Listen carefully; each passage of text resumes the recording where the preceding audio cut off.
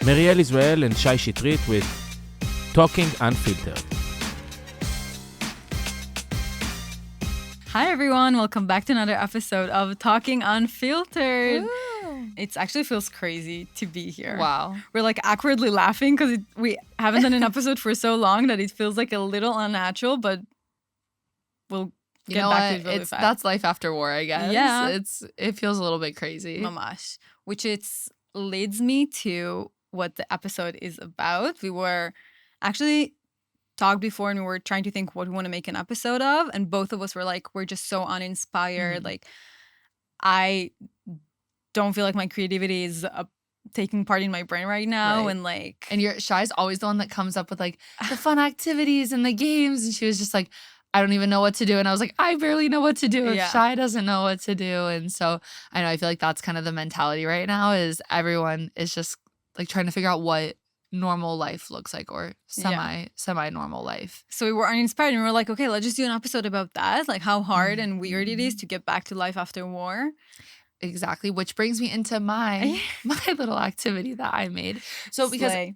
I was thinking a lot about how there's so many different ways that people cope in these situations. Like, so many different things work for so many different people, and there's not like a right way to handle the situation. There's things that you can do that feel helpful, but going back to normalcy after war is such a shock to your system that I feel like it leads to a lot of unhinged behavior. Yes. I would say that you're just kind of, you go from being stuck inside to in quarantine to just like on the loose, and everyone's running around, Tel Aviv, and the city's still partying. So I put together a list of a couple things that we can go through, and basically it's up to Shai and I to decide, is it delusional and denial, or are these healing mechanisms? So we'll start with the first one. I bought something I definitely didn't need because I needed a small win.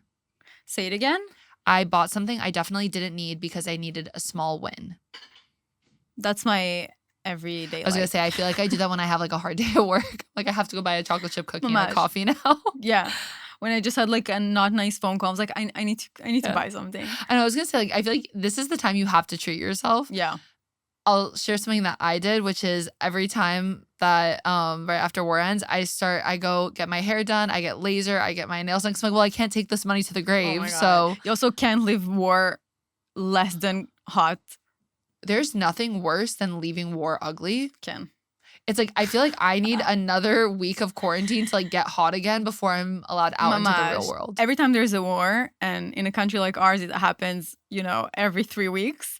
I'm like, I'm not living this ugly. Yeah, like, yeah. I gotta live this war. I'm like, no one Hot. look at me for the next 2 weeks, Yeah. and then we can talk. I'll be back, and I'll be back Exactly. hotter and prettier, and I almost said skinnier, Just but wait. Just this part didn't even work. more fit. yeah. Okay, the next one is becoming extremely selective with who you have energy for.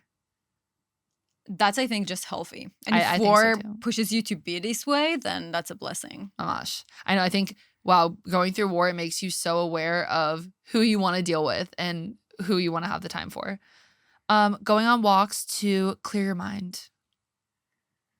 Listen, but I'm a very delulu person. Like, I'm romanticizing my life. Yeah. Because bli kesher.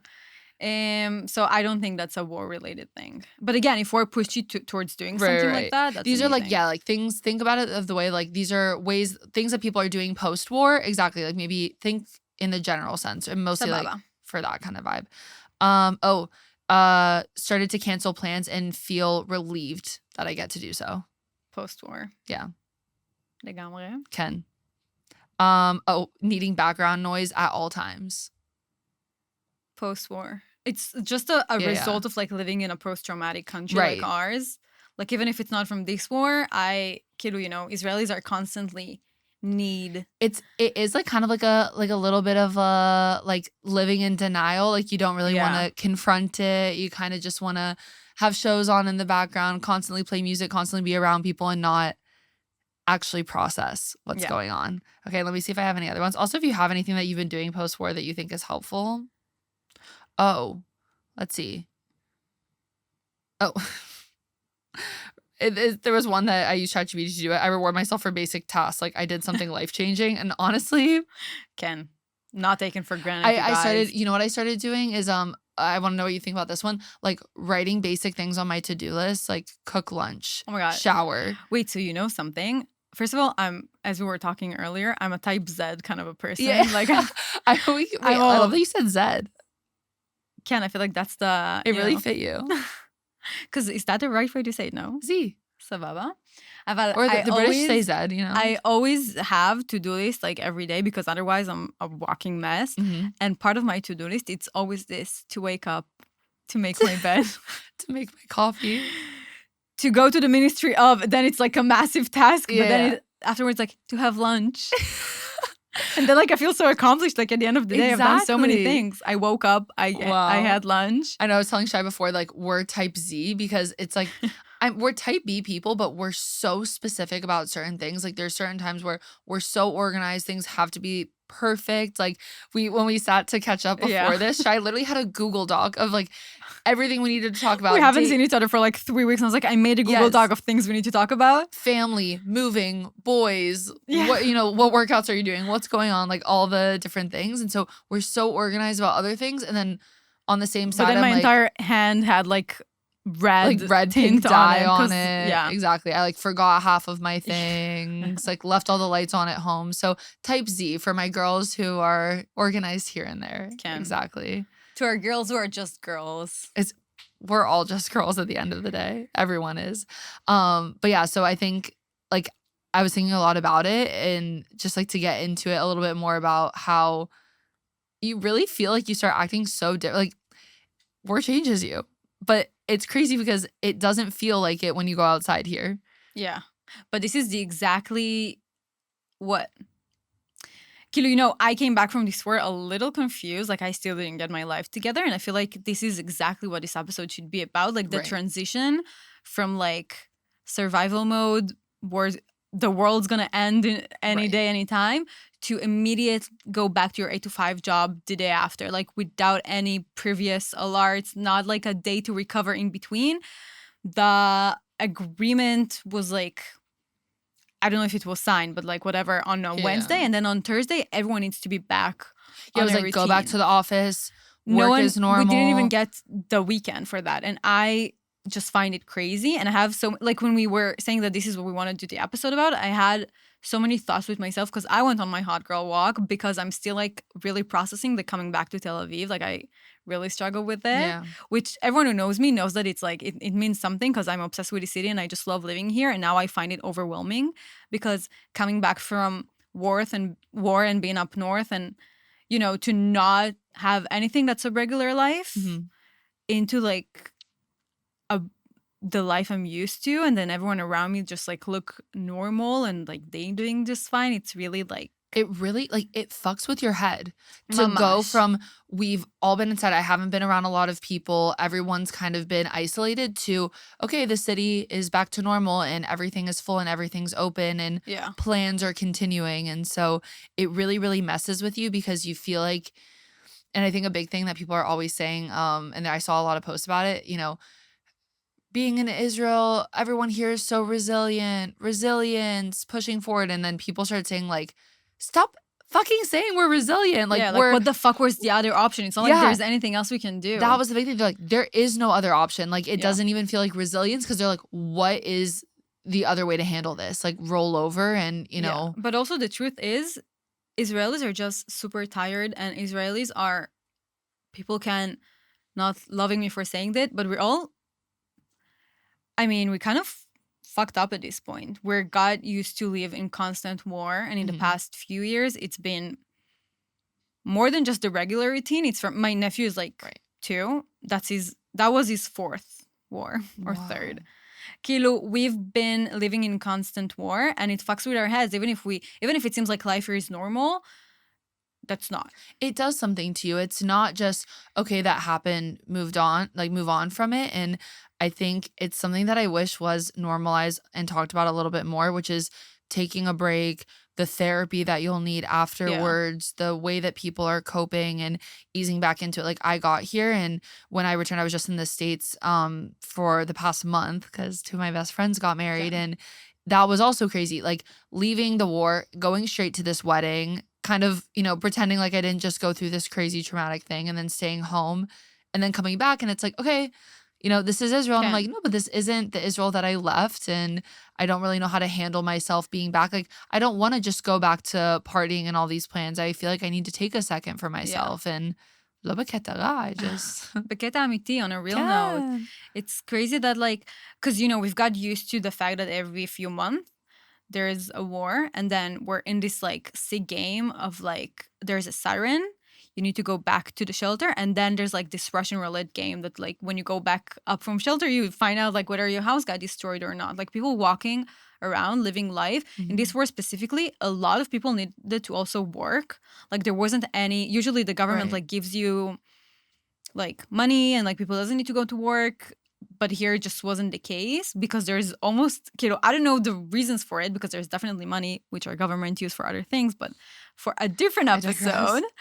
Aval, people still needed to function while every siren is like almost like a beginning of the Russian roulette game of where is it going to hit this time? Will I leave? Like, Israelis are resilient and we like make fun of it, and people in the shelter doesn't look, usually concerned because we're just used to it.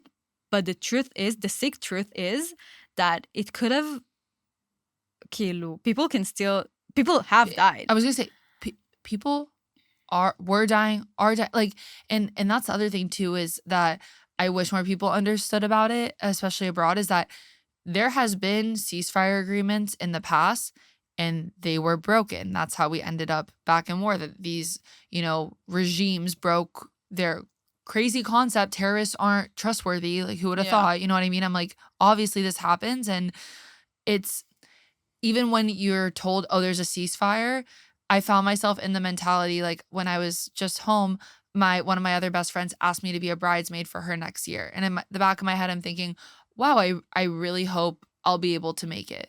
I really hope a situation like this won't happen again. And you just have no idea. Like, it's the reality of living here now where I'm like, okay, I'm only going to buy an LL ticket because otherwise there's a 0% chance I get out of the country. Yeah. Versus if I have LL, there's like a 50-60% chance I'll get to leave. But like, For sure. it's not for sure. Like, you don't know if your plans are going to happen. And I feel like that's something that a lot of people, at least like my friends in the US, don't really have to deal with as much. And it's like, when I was talking to them about it, I realized like, thank God for this, but like they can't understand it. And I don't want them to, but they can't even wrap their heads around not having some degree of certainty in their life. לגמרי. Okay. It's insane. I also, like, it takes me to what we were talking about before this episode, and that I sometimes feel like, is hypocrite a word? I feel fake for having a podcast that encourage people to come to Israel and talks about life in Israel, while I myself, I don't know anymore if that's a good place to be in. Wait, I'm so glad you brought this up, because I was literally having an identity crisis over it. And then I realized like the whole idea is like, we're here to talk about what life in Israel is like. And it is something that I struggle with, especially online, is like, there are so many positives to being here. Yeah. And there are so many reasons that people come here. Like, every country has its problems. And, here you feel safe day to day walking around the street. But, there's the overarching threat of other countries sending rockets and, those kinds of things. It's also not the only thing. It's 100% not. But like, that is something that I was thinking about, is that like, when I was in the States, I was like, wow, this is really calm and peaceful and boring. And I love that it's boring. Yeah. And I feel guilty for saying that, but I was like, I've always said how much I love Tel Aviv and how you would have to drag me out of there. And I'm like, I don't know that I want to go back to that. Like, sue me. I like being bored now. Yeah. That's exactly what's crazy. Israelis got used to the fact that every few months there's a pause from life, which obviously nobody wants a war to happen. But then also for so long, we didn't just had a regular year of going to work. Like, yeah, people going to work, but everyone knows that like in a few months, there's going to be a little pause. Since 2023, there has been breaks. And that's crazy because we got used to it. And then when we don't have these pauses or we don't get to have these little breaks, we don't know how to handle it. We don't know how to live on a boring routine. Isn't that crazy? And that's another something that is really, really fucked up. Israelis just need to have a break from their routine in a shape of war every few months because that's what we got used to. And then obviously nobody wants the war to happen, but like I'm going through this crisis now. Like I came back from war and I honestly have no idea how am I supposed to go back to regular life. Like obviously I look normal like everyone else. I'm sitting in a cafe, I'm laughing with my friends, but honestly I don't know what I want my routine to be anymore. I don't know if I prefer the boring routine or like I feel like now I feel too bored. Like there's nothing Where like happening. you don't like you're overcorrecting. Yeah. Like maybe I need a break. Or I know a lot of people that went right back into life, jumped into doing everything, and then immediately felt overwhelmed. Like that was the main thing I saw from and heard from a lot of my friends when I got back, is they were all saying, I feel so overwhelmed. I feel so busy. And I was thinking to myself, well, because it made sense prior to the war, we would have something going on every night. That's kind of a lot now. Like we haven't been socializing the same. We've been running on empty in survival mode. And but I think what you're saying is really important, that especially for so many people to hear, like from an Israeli perspective, like you guys are tired and this is the reality that you've grown up with. Like you guys don't know how to handle it. So it's not this crazy thing if Olim also don't know what they're doing. Obviously, Like, for Olim, it's 10 times more. We all don't know what we're doing. Yeah. No, it's like I think maybe it can cause a sense of questioning, and that's something I had a really hard time with, is like, this is home. I also have a home where my parents live, but like for me, my parents live in a place I didn't grow up in. They moved while I was in Israel. So it's like all my friends have spread out. Like there isn't really a place. There are people that feel like home to me. There are people in the States that like being with them, as long as I'm with them, I feel good. But there isn't a city I could go to or like that, versus for me here, like I feel at home just being in Tel Aviv. It doesn't really matter who's here or who's not. Yeah, so for sure. I think that's like a dissonance that a lot of Olim have too, where like we feel so at home here, but we also have another home. But like, but you already made how a decision and you came all the way here, and then like what? כאילו, אני מבינה את זה. Ken, like you're so in your head about it, about like what the right thing to do is. And yeah, I found myself thinking, I was like, is this like where I'm supposed to be? Like, is this what I'm supposed to be doing? Like, I felt bad. I was like, am I, talking up this place that's so difficult? Like, I don't want to overshadow it because there are so many amazing things, but I also want to be real about it too. Yeah. It's so difficult. It's really like as you know, I love this country and I love this city so much. But then this war also, it's not just the war and the country around us that like love shooting missiles at us. It's also, this war does make the inside of the country itself also really struggling to deal with. Does that make sense? Everyone it like shakes the foundation a little bit. It's shake the foundation. One, yeah, it's the countries around us, but it's also our government, which, I have my opinions about it. And I do think that it's like the enemy of ours is kind of inside, if that makes sense. But at the same time, it doesn't change. Like we have the same government for so long and it just doesn't change.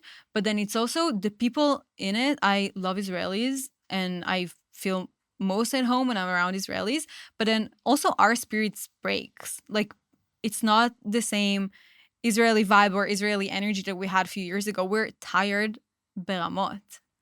Like we can't just like pretend life is normal. And it's also, that's the big thing. It's even if you try to say, oh, we're getting used to war, at least for me, each war has been such a different battle. Like this past time I found so difficult physically. Like it was mentally, I was better. Like I kind of felt more prepared in my head, but physically everyone was so sleep deprived, so exhausted. I was like, it's taking a toll on my body. Like I was like looking at my face and looking at my body and I was like, I just look exhausted and tired and I don't have the energy to go do these things. Like I feel like I want to go on a walk right now and I literally can't get myself to move, versus the previous Iran war was so difficult on me mentally. Like I didn't have a problem moving my body, but I was like, I can't get out of my own head and I'm crying all the time and all these different things. And so each war brings out its own new set of challenges. It's not like, oh, we've been through this, it's the same. Like, no, there's something new every single time that comes out of it. It's also, I feel like a lot of Olim always talks about like and correct me if I'm wrong, but like one of the reasons to come here and to move here is because of the Israeli spirit and like how open and warm and fun people are. Mm-hmm. Like it's something I hear a lot. Yeah. And then, but I do feel like this spirit isn't like, again, I don't want this episode to be like a downy downer episode and makes people like, but it's not taking away. It's just like there's so many different parts to what living in Israel is like, and this is part of it. Yeah. So now I do feel like it's more relevant to talk about the more difficult parts. Like, the Israeli spirit is always, happy and warm and hugging. And, if you'll see a bunch of Israelis abroad, they must be having fun. But then at the same time, you walk on the street and then there's a guy passing by without an arm. And that's, not even something that I'll stop and think of because there's so many.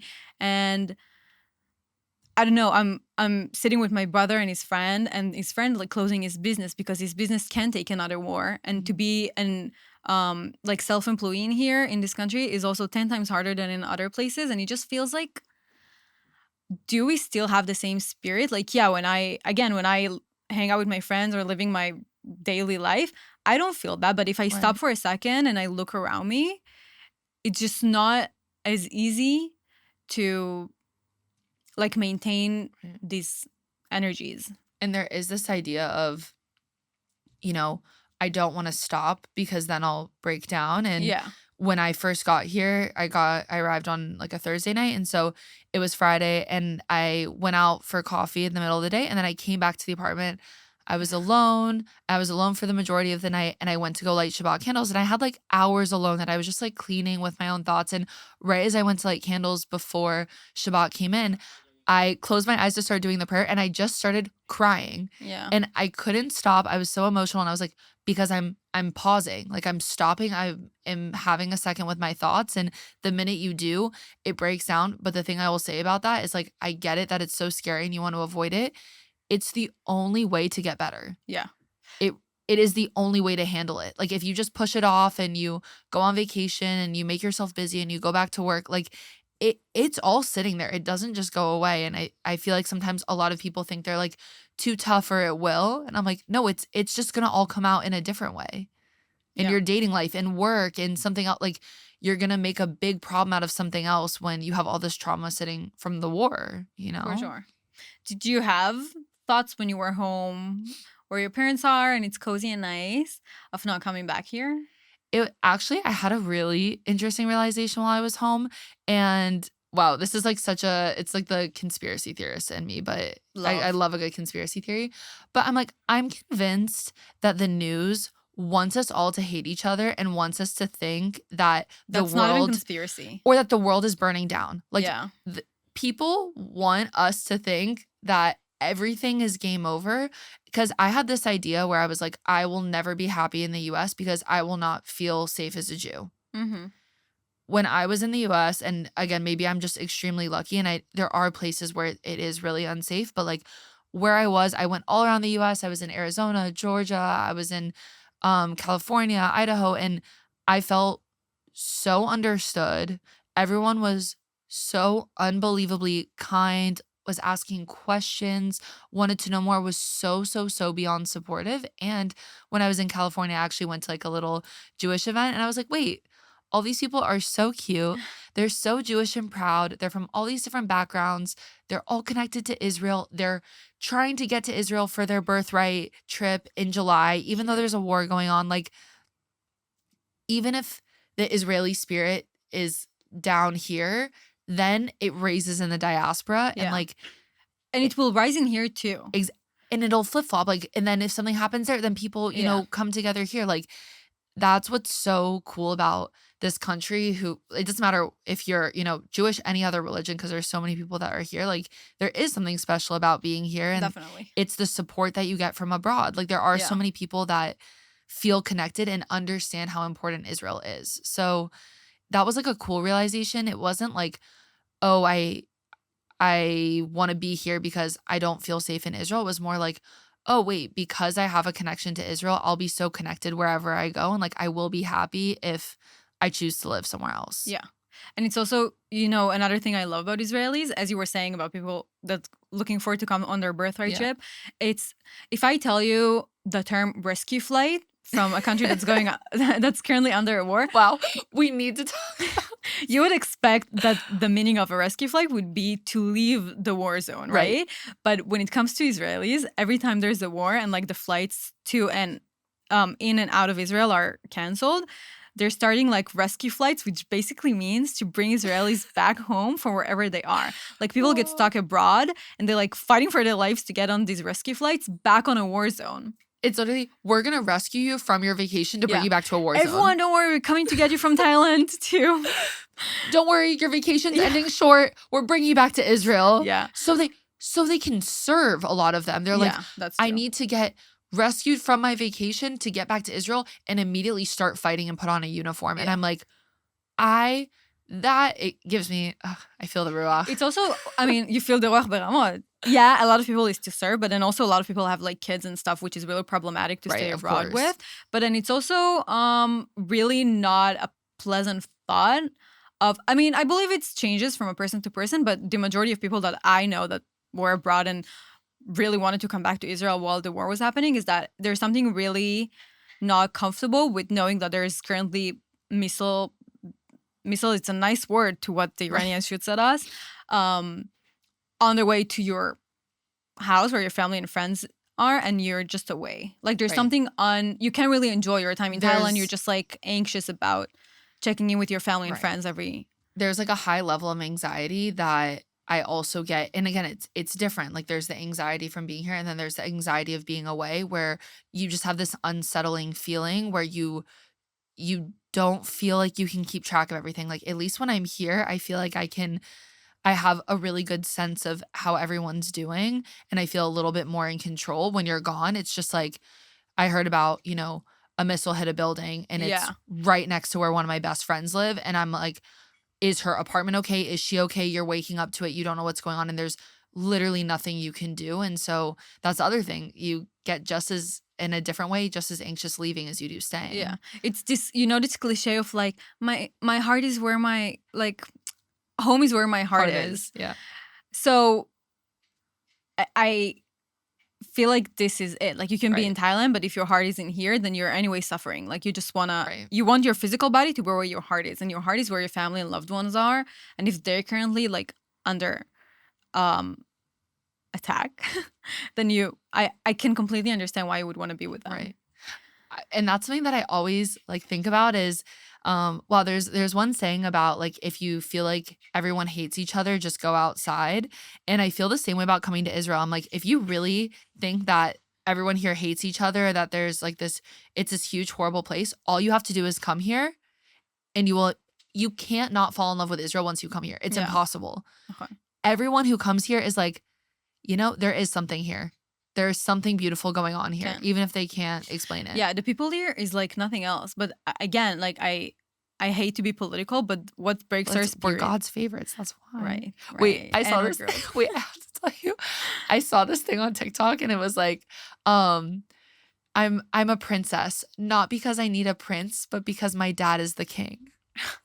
Ani bat melech. Oh my God, boy. I was like, period. Because I was like watching it. I was like, I'm a princess, not because I need a prince. I was like, where is this going? And then it got to Hashem being the king. Bat melech, right. Wow. Period. But anyways. I digress. Like not to be political, but what does breaks our spirit is whoever in charge of this country, like the people here is like nothing else. But for anyone who's listening to us and actually have the ability to vote in here, well, it's actually just choose different. Like we need a change. This country is so tired. You should talk about that. Like we can do it now. We can do it in another episode. But just like we haven't had an election in a hot minute.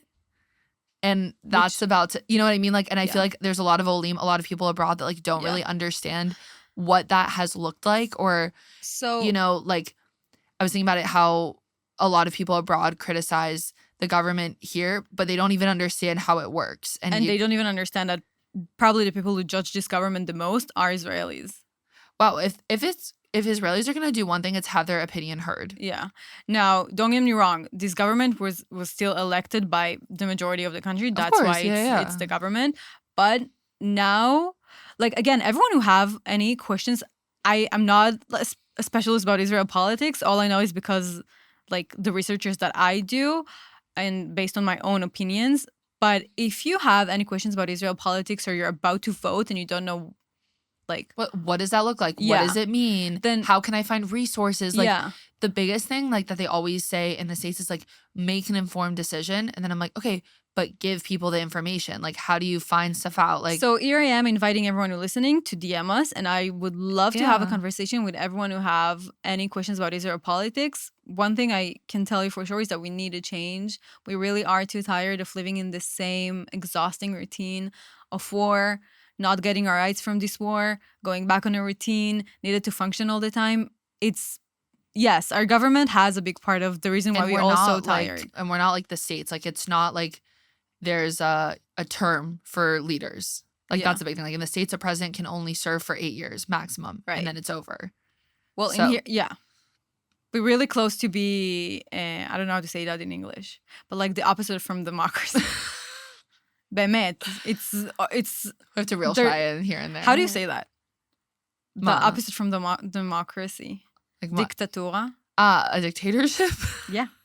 Stam. I'm obviously exaggerating, but sometimes I'm not. Like in some fields, this government now act as if we're Well, it's something that I think about a lot. Like when you hear about like people online and fighting, like what I hate is that like we've started to hate each other as people and we're not separating the difference between governments and the people that are there. Like, right. and this war with Iran is the perfect example.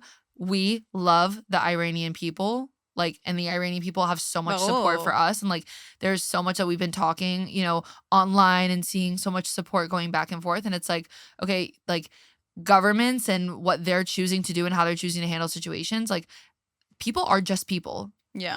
And like, surprise, like politicians are never good people. Like, I've never seen politicians be good people. Yeah, true.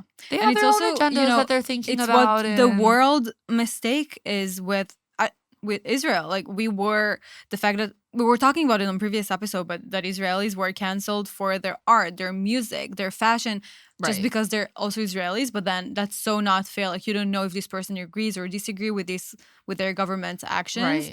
Right. Which is so like that's the other thing where it's everything that happens with that, I think, and especially with wars, I would say wars destroy my faith in humanity and completely restore my faith in humanity at the exact same time. Like seeing all these people get boycotted Yeah. and then you turn around and you see everyone made a huge group get together. We're all going to go to this restaurant because they got vandalized and True. canceled, and we're going to bring them back even better than ever because they need the support. Yeah. And like that, I think kind of is that Israeli spirit. It's like, we're really broken, but you're not going to fuck us over. Yeah. So don't get it twisted. But, you know. Can I talk about positives that came out of Please. this war?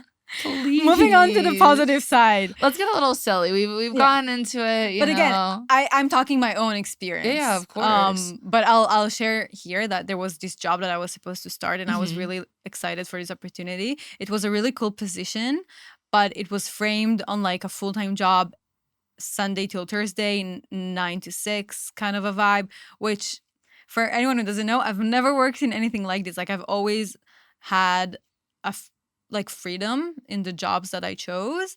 And I know that a lot of people think that this is real life, but I highly disagree with it. But anyway, I was almost settling for a job that I knew didn't match my lifestyle. And after the war, again, because we were expected to immediately go back on a routine, I went there. And within the first day, I realized that I'm just gonna suffer by being here. Mhm. Now I know a lot of people can hear it. Shout out to my dad if you're listening, and say that I'm spoiled. I'm not. That's a really childish mindset over a job. But actually, if there's one thing that not just this constant war mindset that we're in taught me is that I don't want to suffer.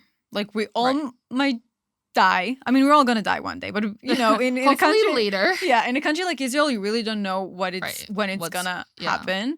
Let me knock on wood. I'm still Mizrahi Jew. Right. Tu, tu, tu. I'll have your mom read all the Tehillim again. I did 12. I don't know why.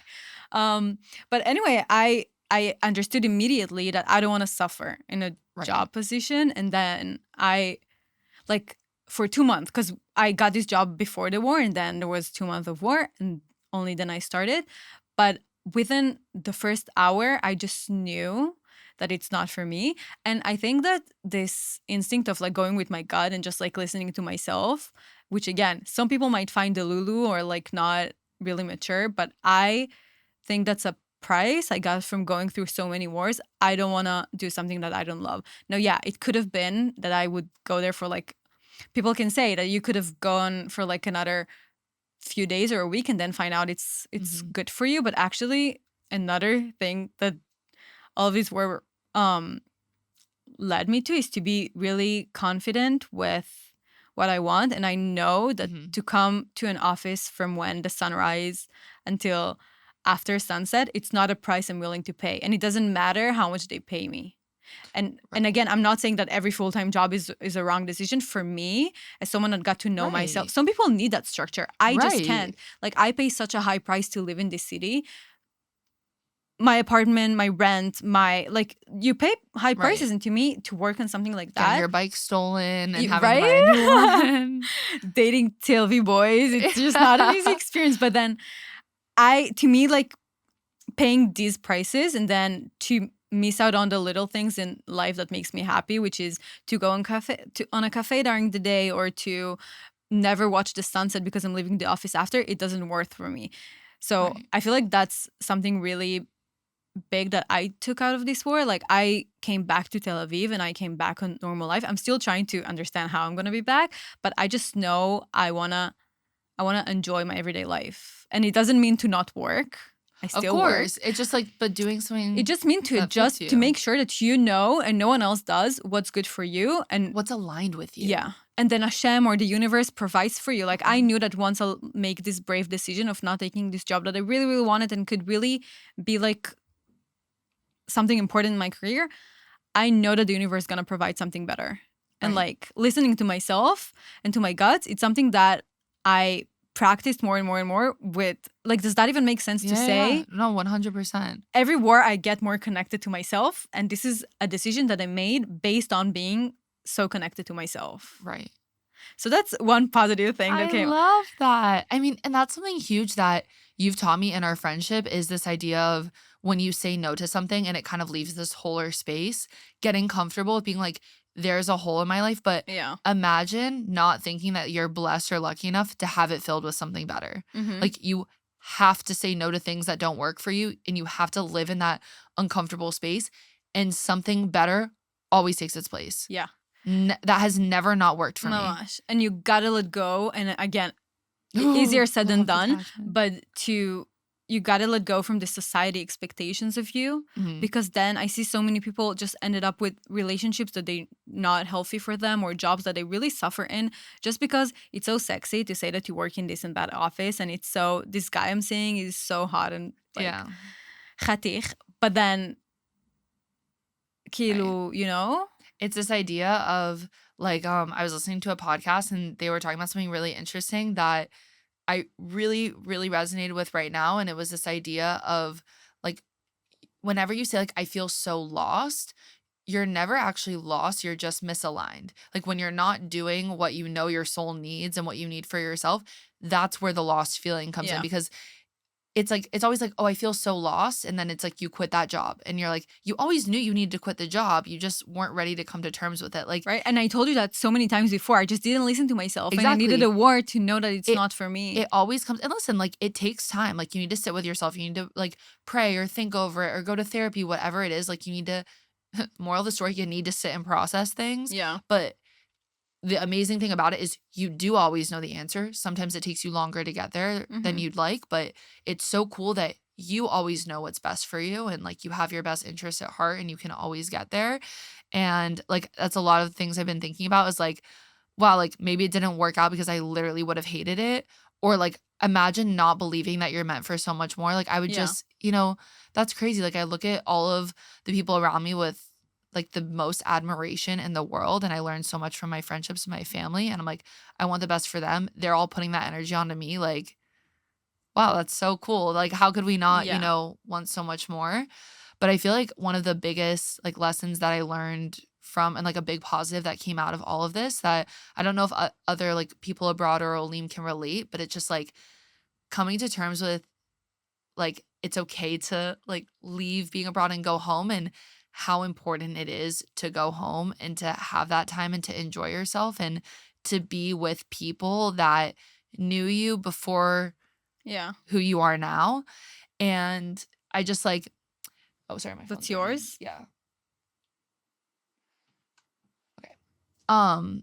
Like the importance of going home is so huge because like there's this idea like, oh, I've outgrown all these people and I'm so different. But it's like, it's so amazing to reconnect with people who were such an important part of your life for a different phase of it. And it really grounds you and brings you back. Like, I still have my best friends from high school. They're not Jewish. They're all Christian girls. Like, you know, if you looked at us now, maybe you'd be like, what the hell do they have in common? But like, they are still my best friends. And like being with them and getting to like be silly and, you know, reminisce on all of our old memories and like remember like how like childish and fun you can be. I don't know. I just think it's such a beautiful thing. Like Gosh. it's so important to go home and disconnect from what you're doing. Like those are the people that really know you in a different way and like they can help you uncover parts of yourself. Yeah. I love that. Wow.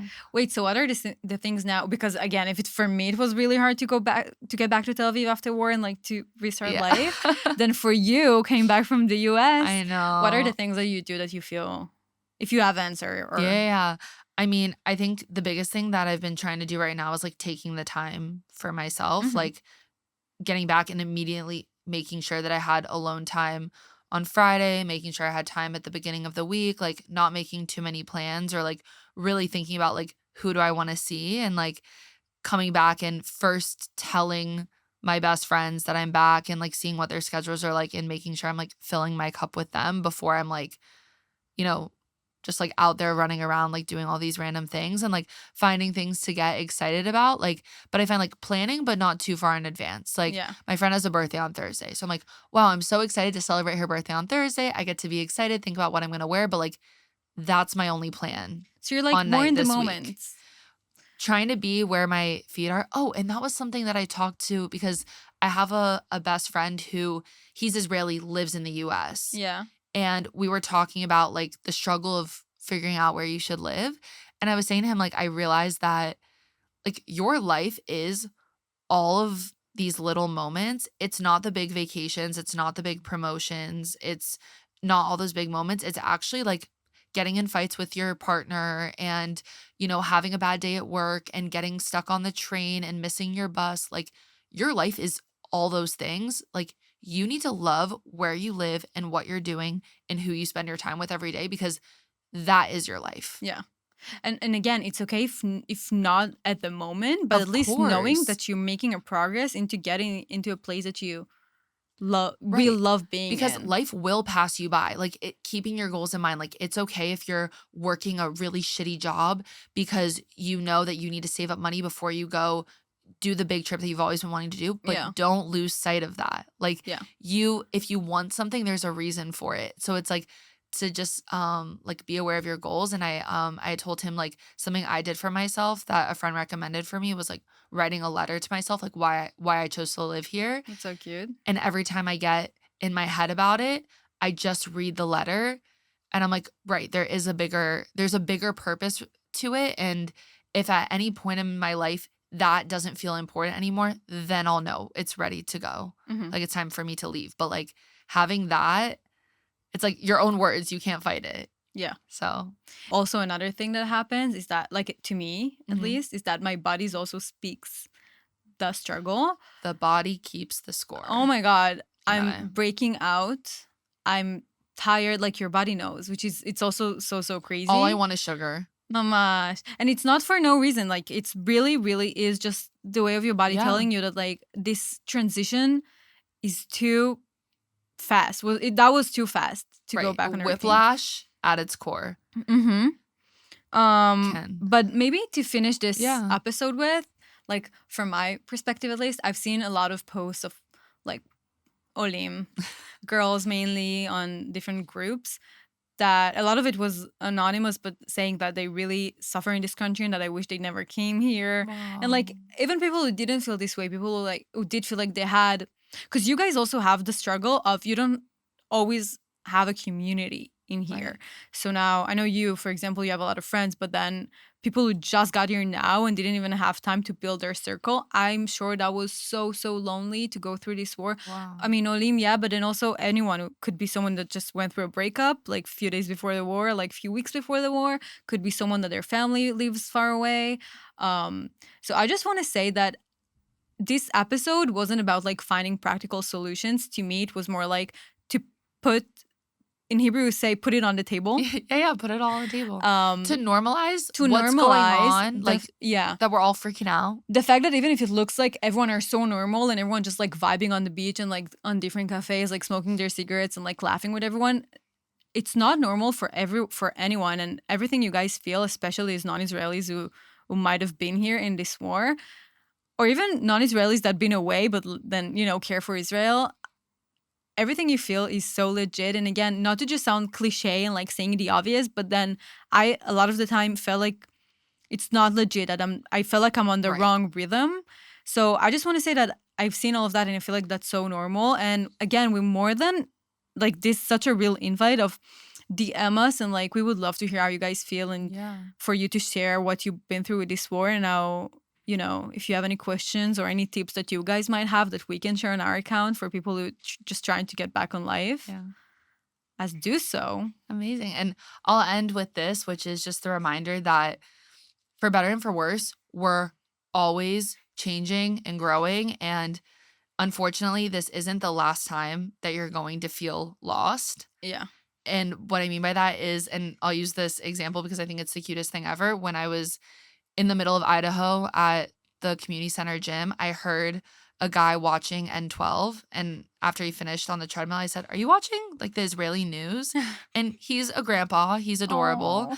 And in his 80s. And he was like, "Yeah, I'm Israeli." And I was like, "What are you doing in Idaho?" He was like, "I moved here with my wife. She passed a couple years ago." Oh my God. And, you know, he was just living in this neighborhood, was doing his thing, didn't really have a community. I told my parents, I said, "There's an Israeli guy. You guys have to have him for Shabbat dinner." And now him and my dad go to shul every single weekend. Stop. He has not gone to synagogue, he said, in like since his bar mitzvah. Okay. He never was involved, never did anything. And he's like, "I have this whole new life for myself of like this new religious journey that I'm going on," in his 80s. Wow. You know, and so I think that was just like, that was the perfect example to me of like, we're always looking to build community. There's always other people who feel lost. Like, you're not the first one who's gone through this. You're not the last one. And it's not the only time you're going to go through this again. Ken, זה החיים, huh? Like Ken. even when you're 80, you're That's going through the life, same man. thing. You are always on this journey of life. And with that, I finish off. That's it from me. כן. Yeah. אבל we want to say we love you and we Ken, love we this love country you so much, guys. and really DM us. אני ממש wanna hear Yeah. from a more For better or for worse, specific we're people. here. Yeah, that's right. And thank you so much for listening, and we'll see you next time on a more of a Maybe like- routine Oh, episode. wow, I guess we'll be a bit more organized, but probably not. No. No, We're type never. Z. Yeah, bye. Bye, everyone.